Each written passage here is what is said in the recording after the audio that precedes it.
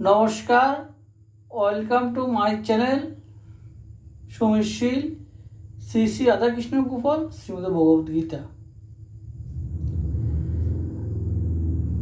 আজ 7ই এপ্রিল 2025। আমি শ্রীমদ ভাগবত মহাপুরাণ প্রথম স্কন্দের শ্রীমদ ভাগবত মাহাত্ম্যের 22তম শ্লোক পাঠ করব।